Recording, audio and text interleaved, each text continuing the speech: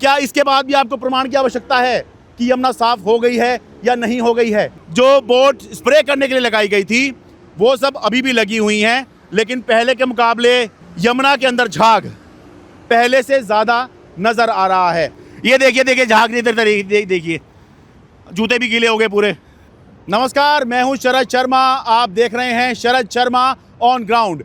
छठ महापर्व के दौरान दिल्ली में बहुत बड़ी बहस चली कि यमुना साफ हो गई या यमुना साफ नहीं हुई। यमुना जी का पानी आचमन के लायक है या नहीं, यमुना का पानी पीने लायक है या नहीं। मैं उस दौरान भी आया था, छठ से पहले भी आया था, मैंने दिखाया था कि दिल्ली में यमुना की क्या हालत है, और उसी जगह पे आया था जहां सालों से जब भी छठ आती है तब मीडिया का आकर्षण बनता है, सुर्खियों में ये जगह आती है। ये है कालिंदी कुंज। अब जब छठ चली गई है, नेताओं का भी यहाँ से फोकस हट गया है, और आम लोगों के जहन से भी यमुना कैसी है ये शायद चला गया होगा। तब मैं एक बार यहाँ फिर से आया हूँ, क्योंकि मेरा काम सिर्फ ये नहीं है कि जब लोग सोच रहे हों या जब सबसे ज़्यादा लोगों की नज़रें उस पर हों बस तब रिपोर्ट कर दो और उसके बाद भूल जाओ, क्योंकि यमुना जो है वो दिल्ली की जीवनदायिनी नदी है। दिल्ली का अस्तित्व ही यमुना की वजह से है। अब जब छठ महापर्व चला गया है, सब कुछ सामान्य है, तब यमुना कैसी है ये दिखाने के लिए मैं कालिंदी कुंज पर आया हूं। और ये देख लीजिए, इस समय तो बिल्कुल ऐसी फीलिंग आ रही है यहाँ पे खड़े होकर जैसे डल झील होती है ना, ऊपर बर्फ जमी होती है और नीचे पानी होता है। तो यहाँ देखिए कतई वैसी फीलिंग आ रही है, ऐसा प्रतीत हो रहा है। मैं तब भी आया था छठ से पहले, तब और अब में यहाँ पर जो झाग बनते हैं, झाग ये हर साल बनते हैं, कोई नई बात नहीं है, लेकिन उस समय मैं आया था अभी के मुकाबले थोड़े कम झाग वहाँ बन रहे थे। बावजूद इसके कि इस तरह की बोट तब भी घूम रही थी झाग हटाने के लिए, बोट तब भी घूम रही थी, स्प्रे मार रही थी, वो बोटें अभी भी घूम रही हैं। ये बात तो कहनी पड़ेगी कि झाग को हटाने के लिए जो बोट छठ के समय लगाई गई थी, जो बोट स्प्रे करने के लिए लगाई गई थी, वो सब अभी भी लगी हुई हैं, लेकिन पहले के मुकाबले यहाँ पर कालिंदी कुंज पर यमुना के अंदर झाग पहले से ज़्यादा नज़र आ रहा है।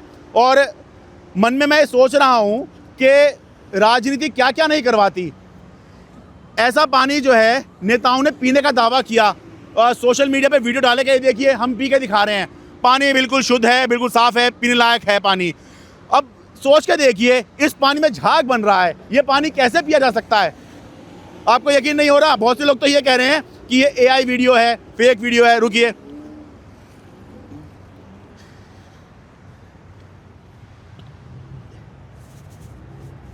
ये देखिए, ये देखिए जरा, ये देखिए देखिए झाग इधर देखिए, जूते भी गीले हो गए पूरे। ये देखिए झाग को देखिए भाई, जिसमें पानी में झाग बन रहे होंगे, आप उस पानी को कैसे पी सकते हैं? और कैसे आप लोगों को कह सकते हैं कि हाँ आप ये पानी पी लीजिए, ये पानी शुद्ध है? देखिए जरा। और इसको हटाने के लिए लगातार यहां पर तेल फूका जा रहा है।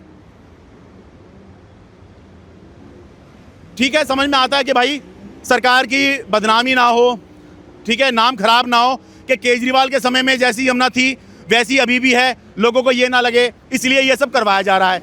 लेकिन भाई समझने वाली बात है, दिल्ली सरकार से, दिल्ली की नई बीजेपी सरकार से कोई ये एक्सपेक्ट नहीं कर रहा है कि भाई जो यमुना अरविंद केजरीवाल 10 साल में साफ नहीं कर पाए, वो यमुना 6-8 महीने में अब नई जो सरकार है वो साफ कर देगी। कोई ये उम्मीद नहीं कर रहा है, लेकिन फिर भी दिल्ली सरकार ये साबित करने पर रही कि भाई यमुना साफ हो गई है। क्या ये साफ हो गई है? क्या इसके बाद भी आपको प्रमाण की आवश्यकता है कि यमुना साफ हो गई है या नहीं हो गई है? नहीं, नहीं हो सकती ऐसे। भाई एक बात बताइए, यमुना में जब नाले गिर रहे हैं, इंडस्ट्रियल वेस्ट गिर रहा है, वो सारा यमुना के अंदर आ रहा है, तो जब वो रुक ही नहीं रहे हैं और रातों रात वो रुक नहीं सकते हैं कि टंकी बंद कर दी और वो रुक गए और यमुना साफ हो गई, ऐसे थोड़ी हो जाएगा। तो कैसे हम ये उम्मीद कर रहे हैं कि यमुना साफ हो जाएगी? देखिए झाग ही झाग हैं। ये देखिए, थोड़ा सा ज़्यादा रिस्क है इधर जाने में। ये देखिए, ये देखिए, ओहो, ये देखिए,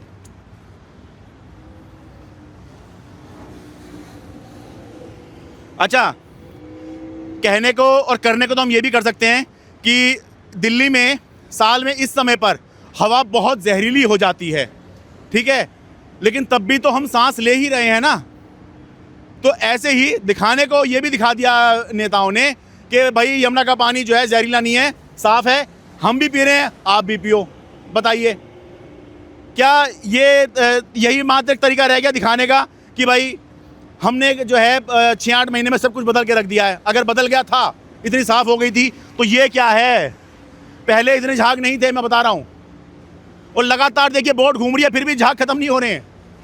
अरे ख़त्म कैसे होंगे जब इसके अंदर ऐसे केमिकल होंगे, ऐसा डिटर्जेंट होगा जिससे झाग बन रहे हैं। तो ये झाग जो है ये कैसे चले जाएंगे? खाली ऊपर से आप ये घुमाते रहिए, बोट को घुमाते रहिए, स्प्रे चलाते रहिए, खाली इससे हो जाएगा क्या? इससे नहीं होगा। तो ज़रूरत है इस बात की कि भाई हम ये कहने को कह सकते हैं कि भाई राजनीति की वजह से यह हाल है, वरना तो सबको पता है यमुना ऐसे साफ़ नहीं हो सकती। और चुटकी बजाती अगर साफ़ हो जाती तो अरविंद केजरीवाल भी फिर साफ़ कर देते। क्यों जो है उनको स्वीकारना पड़ा दिल्ली के चुनाव के अंदर कि मैं यमुना साफ़ नहीं कर पाया? लेकिन बात यह है, ये तो हम कह देते हैं कि भाई ऐसी राजनीति नहीं होनी चाहिए। अरे पर जब बीजेपी ने जो है आम आदमी पार्टी को इस बात पे घेरा कि भाई इन्होंने यमुना का वादा किया था, ये बात बिल्कुल ठीक है, अरविंद केजरीवाल ने वादा किया था कि यमुना साफ़ करेंगे, यमुना साफ़ नहीं कर पाए। देखिए, थोड़ा सा ऊपर ही चढ़ जाए, नहीं आज यहाँ से कपड़े गीले ही लेके जाएंगे।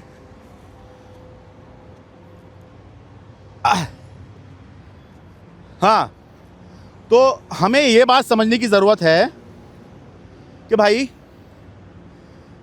सभी को, केवल सरकार की तो जिम्मेदारी ये है कि भाई उसके पास अथॉरिटी है, उसके पास पावर है। और बीजेपी की सरकार जो है उसके पास तो सब कुछ है।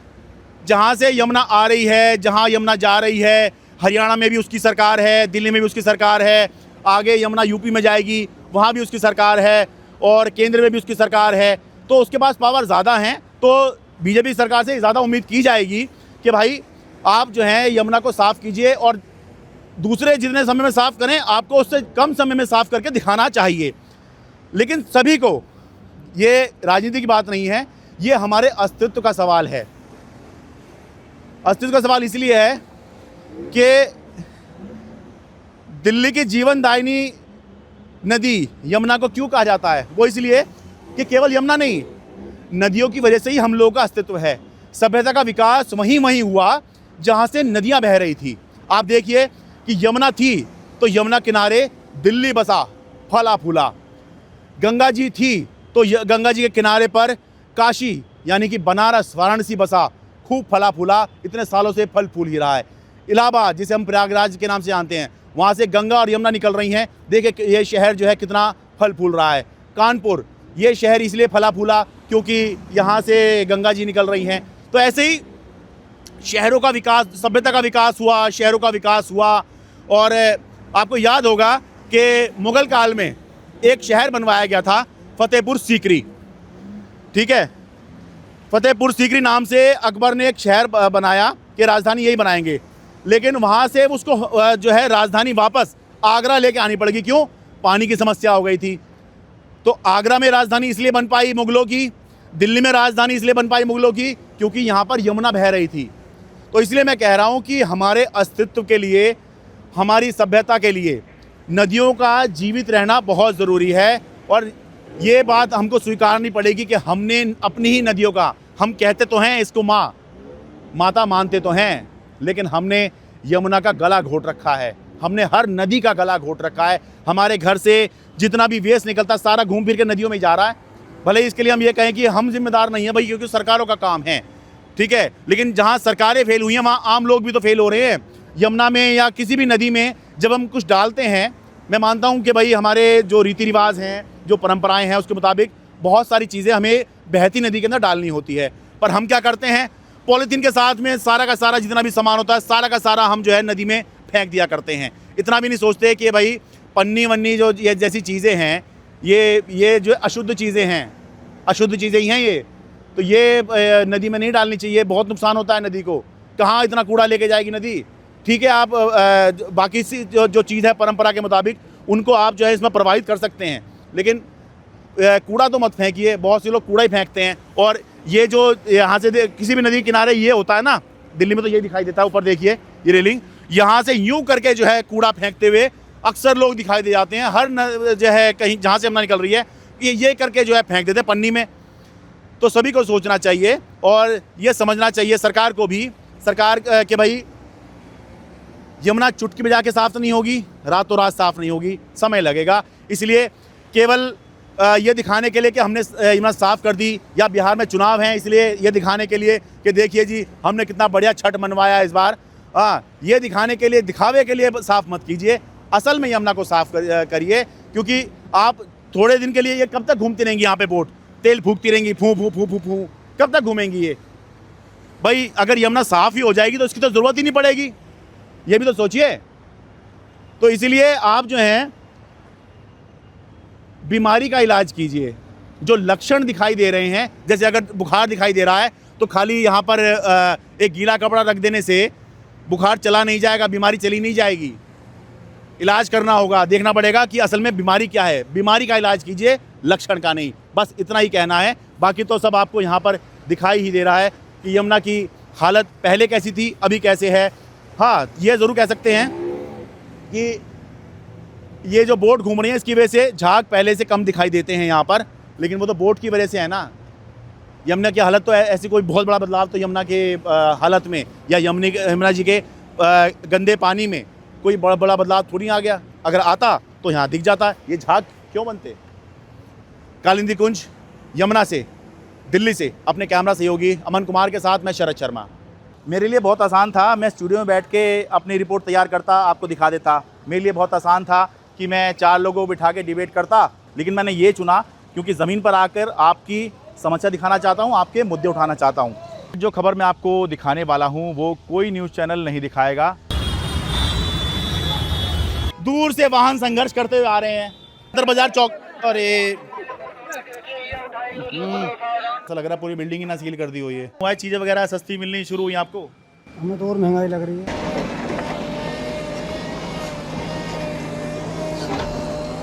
हम तो आप ही के लिए आए हैं हम यहाँ पर।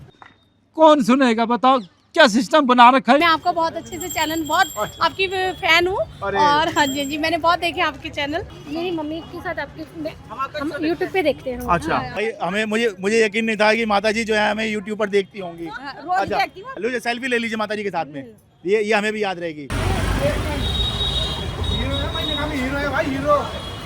ये भी हीरो, हमारे दोस्त ये सब हीरो एक तरीके से। पूरे उसमें दिल्ली में आपने छाए हुए हो एकदम से।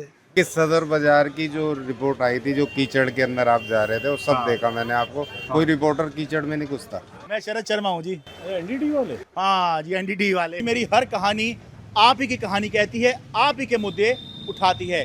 इसलिए इस चैनल को खूब जम के सब्सक्राइब करें, हर वीडियो को खूब शेयर करें, लाइक करें, कमेंट करें, क्योंकि जितना ज़्यादा हमारा सब्सक्राइबर बेस होगा, जितना ज़्यादा लोग हमें देखेंगे, उतना ही बड़े स्तर पर हम आपके मुद्दे प्रभावशाली तरीके से उठाएंगे।